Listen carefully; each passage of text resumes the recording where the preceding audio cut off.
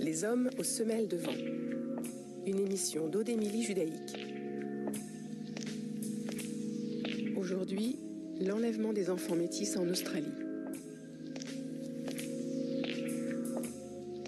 Le 26 mai 1998, l'Australie inaugure une fête nationale d'un genre nouveau, le National Sorry Day. C'est un jour de repentance, un jour pour demander pardon aux populations aborigènes massacrées, spoliées, déportées et acculturées depuis l'arrivée des premiers colons blancs. Le National Sorry Day, c'est un jour de recueillement, un jour pour se souvenir des enfants métis retirés à leur famille sur ordre du gouvernement, afin de les assimiler de force et de dissoudre leur sang noir dans une Australie blanche. En un siècle, on estime que près de 100 000 enfants australiens issus de couples mixtes ont ainsi été enlevés en toute légalité. Il faudra attendre 1997 pour qu'un rapport accablant révèle l'existence de ces dizaines de milliers d'enfances volées, de familles éclatées et de destins brisés. Le National Sorry Day, c'est donc un jour de communion, un jour pour tenter de réconcilier l'inconciliable, de pardonner l'impardonnable. Mais un jour, c'est court. Alors Barbara Glozewski, ethnologue, dresse pour nous le portrait d'une Australie en noir et blanc, d'une Terra Australis métisse. Il fait encore très froid dans le petit matin d'été. Inspirer l'air frais et pur me fait du bien. Je suis le premier debout. Autour de moi dorment ma femme, mes 2 fils et ma fille. Tout est si calme, avec les pépillements des oiseaux tout en haut dans les arbres, parmi les branchages feuillus des gommiers rouges géants. L'aube a toujours été mon heure préférée. Tandis que le soleil se lève, je peux méditer et revenir sur les événements des jours, des mois, des années passées qui ont vu ce paisible environnement envahi par la dévastation et la désolation. Cette forêt virginale retentissant des cris affolés et des pleurs incessants de milliers de gens. Mon peuple persécuté par des étrangers et chassé de son territoire. Pour commencer, mes aïeux ont été impitoyablement exécutés par des pirates blancs, des desperados et des bagnards évadés qui composaient les équipages des baleiniers américains. Ces cruels assassins chassaient le phoque et la baleine sur la côte sud de l'Australie occidentale. Ils débarquaient, volaient nos femmes, les gardaient à bord de leurs bateaux comme esclaves sexuels, puis les tuaient et jetaient leurs corps dans l'océan quand ils n'avaient plus besoin de leur service. Même si nos guerriers étaient vaillants et braves dans la bataille, ils ne pouvaient se mesurer aux envahisseurs blancs, à leurs mousquets, leurs épées et leurs pistolets. Dès le début de la colonisation, donc les Blancs sont minoritaires, on le sait, sont arrivés en colonisant le sud de l'Australie avec les villes qui sont aujourd'hui Sydney, Melbourne, Adélaïde. Et donc ils sont arrivés à la fois avec des officiers britanniques, mais surtout avec une population de bagnards, puisque au départ l'Australie est une colonie pénitentiaire et qui pour l'essentiel étaient des Irlandais et des Écossais. Et donc, le pays s'est développé avec beaucoup d'hommes, parce qu'il y avait surtout des hommes et peu de femmes, à partir de cette population de bagnards à qui on a donné des terres et qui donc ensuite sont remontés dans le reste de l'Australie. Et d'ailleurs, c'est intéressant, beaucoup d'historiens qui travaillent sur la question aujourd'hui montrent qu'en fait, la cohabitation des premières années, outre évidemment les massacres militaires officiels britanniques, mais la cohabitation justement par les anciens bagnards irlandais, écossais avec des femmes aborigènes était beaucoup plus fluide pendant les 20-30 premières décennies de la colonisation. Bien sûr qu'il y a eu des unions avec des femmes aborigènes, mais en fait, on sait très bien historiquement qu'il y avait beaucoup de cas inverses. Parce que même s'il n'y avait pas beaucoup de femmes blanches en Australie Au début de la colonisation, il y en avait un certain nombre qui étaient aussi dans les bagnes, qui étaient notamment des prostituées qui avaient été envoyées et qui très vite étant déjà en tant que prostituées des femmes qui se considéraient comme libres, eh bien ont plutôt choisi de se lier à des hommes aborigènes qui étaient en lutte contre la colonisation. Et donc il y a eu un certain nombre d'enfants de ce genre d'union, même si elles sont très peu répertoriées et mises en avant dans l'histoire coloniale de l'Australie. Au mois de juin 1829, les premiers colons britanniques arrivèrent. Les hommes blancs venaient sur nos terres depuis longtemps déjà. Mais ce jour-là, l'un d'eux déclara dans une langue que mes ancêtres ne comprenaient pas. Mon gouvernement m'a recommandé de discuter avec vous et d'obtenir votre accord avant de donner un nom anglais à votre pays. Tous le regardèrent interloqués.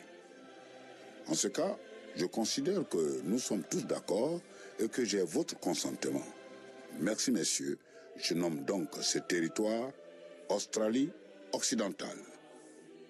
Puis il leva les yeux et fit un rapide salut au drapeau rouge, blanc et bleu qui flottait dans le vent. Ce type de métissage va faire l'objet d'une opération absolument redoutable de ce qui s'appelle dans l'histoire de l'Australie officiellement une politique de whitening, de blanchiment, avec un espèce de calcul fantasmatique sur la génétique, en constatant que par 3-4 générations de métissage, la peau des descendants aborigènes blanchis, donc le fantasme bureaucratique australien était qu'on allait blanchir la population en gérant les unions et les mariages. Donc interdit a priori pour les aborigènes d'épouser des blancs, à condition que la gestion des mariages se fasse en fonction de la couleur de peau dans les missions ou dans les réserves, en mariant systématiquement les jeunes filles déjà métissées à des métisses un peu plus claires qu'elles, et jamais l'inverse, c'était l'obsession, pour produire des enfants qui seraient blancs et à terme se débarrasser de la race noire. Aux premiers colons revenait la responsabilité de perpétuer la tradition britannique.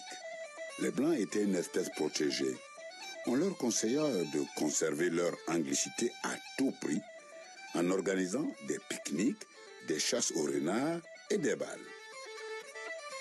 Nous, les aborigènes, nous n'avons plus eu le droit de chanter ni de danser lors des corroborees, ces événements autrefois rythmés par des dizaines de pieds frappant la poussière dans le clair de lune autour de feux rougeoyants. Nous ne pouvions plus circuler librement, ni suivre les pistes menant aux lieux sacrés, barrés par les clôtures des terrains choisis par les colons blancs. Car là où se trouvait autrefois le bush, il y eut d'abord des maisons, puis des villages et enfin des villes. Les Blancs initièrent certains d'entre nous à la civilisation. Ils furent formés pour devenir gardiens de troupeaux ou domestiques dans les ranges. Ils commencèrent à manger la nourriture des Blancs et à se couvrir le corps de vêtements. Peu à peu, s'est effacée l'image des guerriers au corps peint et aux panaches de plumes coiffant leurs têtes recouvertes d'ocre. Nos calendriers saisonniers, nos cérémonies, notre culture, notre mode de vie, tout entier, ont sombré dans le passé. En 1905, le gouvernement australien décide de gérer les populations aborigènes en enlevant systématiquement dans les communautés qu'il repère dans les différentes régions, soit qu'il commence à instaurer sous forme de réserves et de missions, en chassant littéralement les enfants qui ont l'air plus clairs de peau. Et on les envoie dans des centres spéciaux à des centaines ou des milliers de kilomètres, parfois quand ils sont chassés dans le désert pour être emmenés en ville. Donc dans ce qui correspondrait chez nous à des orphelinats. D'ailleurs, il faut dire que c'est un système qui a aussi existé en France, malheureusement, pour des enfants de l'île de la Réunion ou des Antilles. Donc des centres où les enfants sont considérés comme des orphelins, c'est-à-dire qu'on leur dit que leur famille les a abandonnés. Parfois on les a enlevés bébés, donc on leur dit qu'ils n'ont pas de famille, que leur mère les a abandonnés ou les a donnés à l'administration. Donc ils sont considérés comme orphelins, élevés comme tels, traités comme tels, c'est-à-dire maltraités. Et en gros, juste éduqués suffisamment pour pouvoir servir les colons comme domestiques ou comme garçons de ferme. Et ça, c'est des histoires à multiplier par milliers qui se sont passées dans toute l'Australie.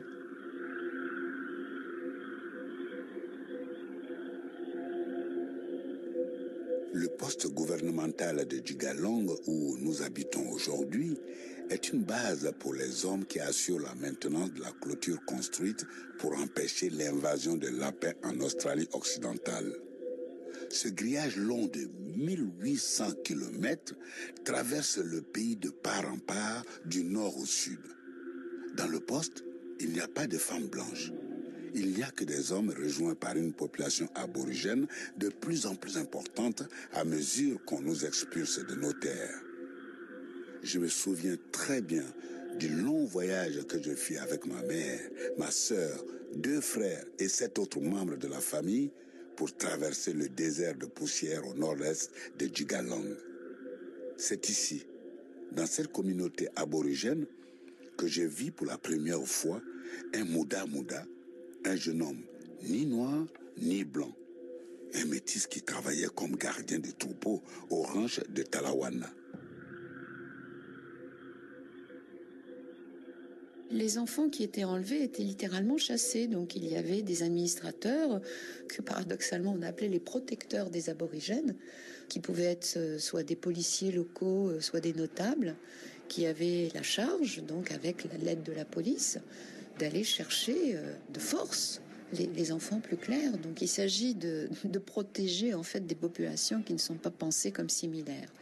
Donc on protège les aborigènes dits pur sang, full blood, du métissage, parce que il est considéré comme, c'est les théories de l'eugénisme qui sont à l'origine aussi du nazisme, mais qui proviennent en fait de l'élevage des races de chevaux dans le monde des courses hippiques, partie des îles britanniques, qu'il ne faut pas mélanger différentes races de chevaux.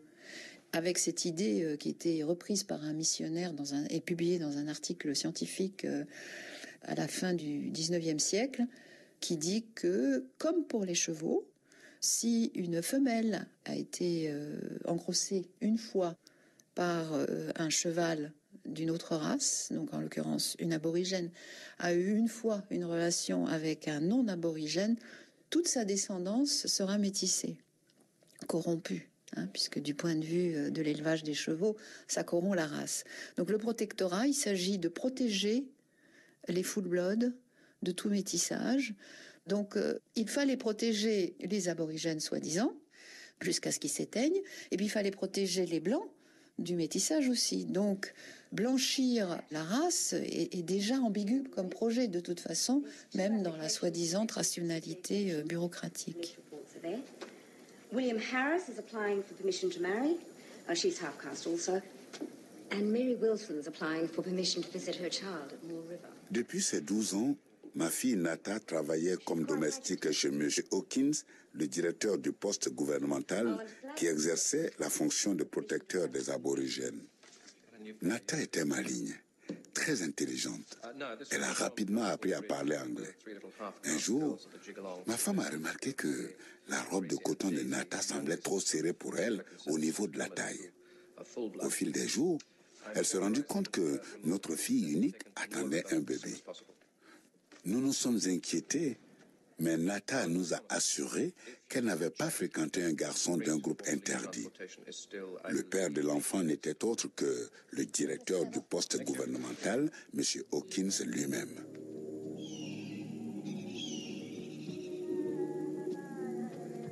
Quand le bébé arriva, Nata décida de l'appeler Nancy. C'était une jolie petite fille métisse. M. Hawkins lui offrait des vêtements et de jolis rubans colorés. Mais en grandissant, Nancy était souvent obligée de jouer toute seule, car les autres enfants l'insultaient à cause de sa peau claire. Alors, elle resta assise, solitaire, à s'amuser dans les plaines rouges et poussiéreuses. À l'époque, Le gouvernement croyait que les sans-mêlés étaient plus intelligents que leurs familles à la peau foncée et qu'il fallait les mettre à l'écart. Il était donc de son devoir de prendre des mesures pour améliorer sa situation et pourvoir à son éducation. Dans la famille, nous savions tous que Nancy pouvait nous être prise à tout instant pour être envoyée dans le camp pour aborigènes de Moore River, à des centaines de kilomètres de Jigalong au sud de l'Australie. Nous savions que nous n'avions aucun moyen d'empêcher l'enlèvement, que ce n'était qu'une question de temps. L'idée, c'était de civiliser ces enfants. C'était une chance qu'on leur donnait de vivre comme des Blancs. Mais évidemment, comme ils n'étaient pas tout à fait comme des Blancs, vu qu'ils étaient marqués par leur ancestralité qu'il fallait extraire à coups de bâton et de lavage de cerveau, laver plus blanc, donc ils ne pouvaient être que domestiques, que servir les Blancs. Et bien entendu, tous ces enfants-là ont grandi avec beaucoup de résistance.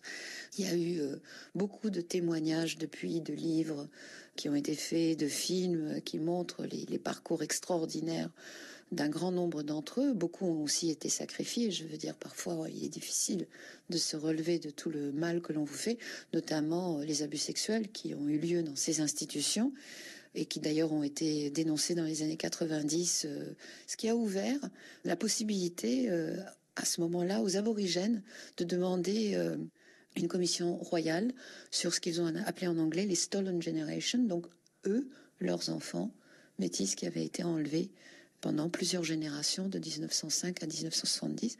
Et donc cette commission a abouti à des centaines de rencontres à travers toute l'Australie, où beaucoup de descendants d'aborigènes ont été identifiés comme descendants d'aborigènes et certains ne le savaient pas. Donc certains ont accueilli cette nouvelle avec un nouvel espoir qui leur a permis de retourner prendre contact avec les familles dont ils avaient été retirés, donc parfois dans des communautés tribales, donc du désert et du nord. Là, ça s'est plus ou moins bien passé. Pour certains, ça a été une expérience extraordinaire et ils ont été très bien acceptés, ils l'ont très bien vécu. Pour d'autres, ça a été plus difficile, c'est-à-dire que les effets matériels sont là, ayant créé de terribles traumatismes et des souffrances que l'on observe encore aujourd'hui, et notamment si l'on suit les travaux des psychologues dans le monde sur le fait que des traumatismes des générations précédentes peuvent traverser certaines générations et revenir avec une immense douleur et un impact à la fois mental et physique sur les générations qui suivent, enfin 3-4 générations après, c'est ce qu'on observe aujourd'hui, avec quand même une grande souffrance et beaucoup d'autodestruction par l'alcool et le suicide, y compris chez les enfants. Donc c'est lié à la fois au passé, puis à l'impact néocolonial qui continue en les empêchant sans arrêt de vivre comme ils le proposent. Nous étions en train de déjeuner quand tous les chiens du camp se sont mis à aboyer dans un vacarme terrible. Sur le bord de la rivière se tenait un homme blond, robuste et de grande taille. Nous avons tout de suite compris que le jour fatidique était arrivé. « Je suis là pour amener Nancy », nous dit-il. « Allez, viens, dépêche-toi. Nous avons une longue route jusqu'à Moore River. » Je revois encore le visage de Nancy ruisselant de larmes. J'entends encore les cris déchirants de Nata remplissant le ciel. Mais personne ne les voyait. Personne ne les entendait. Il faut savoir que les lois qui ont inspiré la politique bureaucratique de la colonisation australienne à l'égard des aborigènes ont été développées par des administrateurs britanniques qui ont aussi développé, du fait du Commonwealth, l'apartheid en Afrique du Sud. Donc il y a toute une tradition de mise en place de lois et de policies, comme on dit en anglais, qui ont d'abord cherché, au nom du protectorat, à soi-disant protéger les populations, mais qui ensuite ont évolué vers une certaine reconnaissance, telle que formulée par la loi, du respect des droits humains et de la non-discrimination. Mais la manière dont ces lois s'expriment, même si elles partent de très bonnes intentions à certains moments, en fait, crée une bureaucratie extrêmement complexe qui enchaîne de nouvelles lois sans arrêt. Alors, au niveau gouvernemental, on peut avoir l'impression que l'Australie fait tout pour répondre à des injonctions de ces campagnes du type « close the gap » qui consiste à combler le fossé qui sépare des populations défavorisées, en l'occurrence les aborigènes des autres, ou discriminées, ou la campagne dite de réconciliation pour reconnaître l'apport des aborigènes à l'histoire, enfin d'abord en tant que premiers occupants du continent et leur apport tout au long de l'histoire de l'Australie, y compris pendant la Première et la Deuxième Guerre mondiale, où ils étaient soldats, mais comme les soldats de la colonisation française du Sénégal ou du Maghreb. On trouve des choses très parallèles dans les différents systèmes de colonisation, mais il a suffi, par exemple, qu'il y a quelques années, 200 aborigènes débarquent du désert dans la ville d'Adélaïde, parce qu'il y avait eu toute une série de conflits dans leur communauté, pour que les médias crient à l'envahissement de la ville par les aborigènes. En réalité, si le gouvernement suit sa politique d'arrêter de financer les communautés aborigènes du Nord pour qu'ils viennent soi-disant s'intégrer dans la vie urbaine, il y aura le même problème, et on le voit déjà aujourd'hui, où les aborigènes sont très maltraités quand ils sont sans abri dans la périphérie des villes.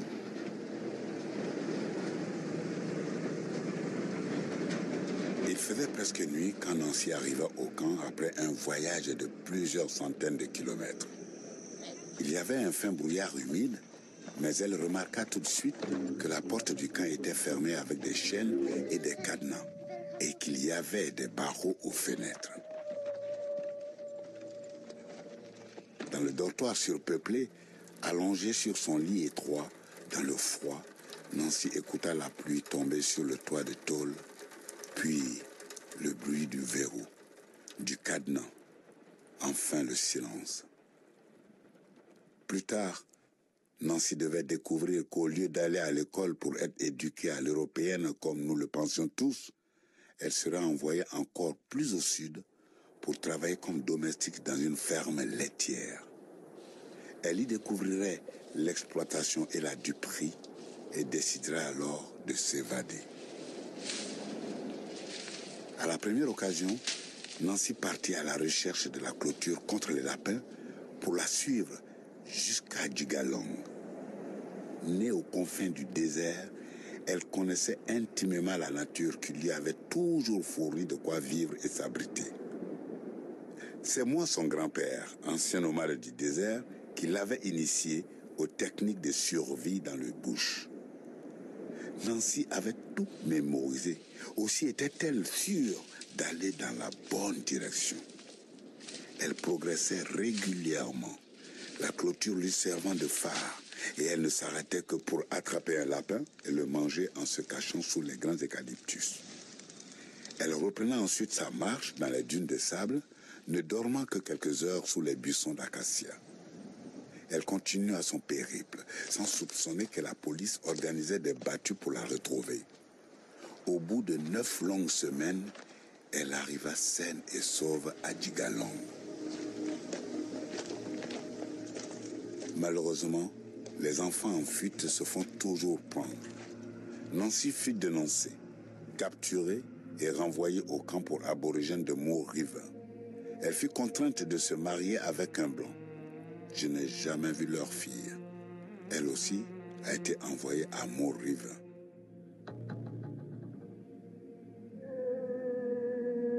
Une chose est sûre, c'est que les aborigènes d'Australie, même s'ils sont minoritaires, tout métis compris, parce que le système australien, contrairement au système français de la République indivisible, vous demande de vous identifier par rapport à une appartenance ethnique.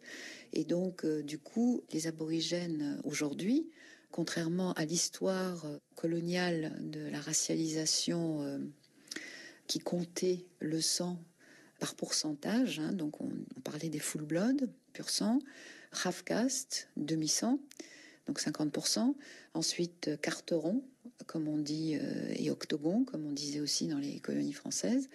Ces termes-là ont été complètement rejetés dans les années 60-70 par les aborigènes, qui considèrent qu'ils sont aborigènes, même s'ils sont blancs de peau, s'ils ont un ancêtre aborigène. Donc la majorité de ces descendants-là font ce choix-là. Bon, il est possible qu'il y en a qui ne l'ont pas fait, mais on ne le sait pas. Mais toujours est-il que, voilà, aujourd'hui, les aborigènes qui ont un ancêtre aborigène sont fiers de l'être. C'est un phénomène qu'on observe aussi aux États-Unis, au Brésil, des gens qui ne savaient même pas, parce que c'était caché dans la généalogie familiale, le secret de famille, qu'il y avait des ancêtres noirs. Et donc qui le revendiquent aujourd'hui et qui en sont fiers. Voilà, donc on dit toujours que les populations autochtones ne sont pas adaptées au monde d'aujourd'hui. Et bien précisément, le succès, pas seulement des aborigènes métissés des villes, mais aussi des aborigènes non métissés dans les communautés, d'où est parti le mouvement des peintures à l'acrylique sur toile dans les années 70-80, qui a envahi le marché de l'art contemporain. Ces toiles-là, aujourd'hui, coûtent une fortune, enfin depuis déjà 20 ans, ont été donc reconnues par les collectionneurs d'art contemporain du monde entier, et tous les musées d'art contemporain en ont dans leur collection à travers le monde. Grâce à cette reconnaissance internationale, l'Australie a dû suivre aussi, et toutes les institutions australiennes ont des tableaux aborigènes sur leurs murs. Mais donc ce succès des aborigènes aujourd'hui participe de la reconstitution d'un patrimoine culturel et historique qui est tout à fait revendiqué et dont sont très fiers les descendants aborigènes, malgré tout le trauma et le racisme qui continue à leur égard. Aujourd'hui, tandis que le soleil s'élève sur la plaine et les gommiers rouges, je revois ce paisible environnement envahi par la dévastation et la désolation. Cette forêt virginale retentissant des cris affolés et des pleurs incessants de milliers de gens, mon peuple persécuté par des étrangers et chassé de son territoire, encore et encore. It's a song for the present, the future. This will always remind me of my particular past.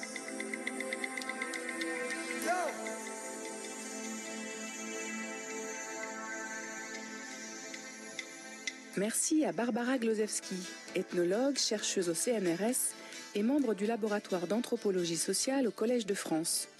Entre autres ouvrages sur la condition des aborigènes en Australie, elle est l'auteure de Rêves en colère avec les aborigènes australiens, paru en 2004 aux éditions du Plomb.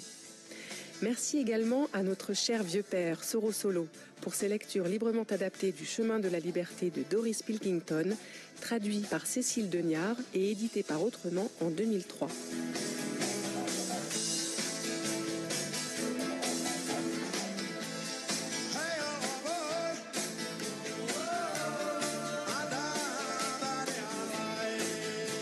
Les Hommes aux semelles de vent est une émission d'Aude-Émilie Judaïque, préparée par Julie Briand, enregistrement Bruno Gagnère-Fontanille,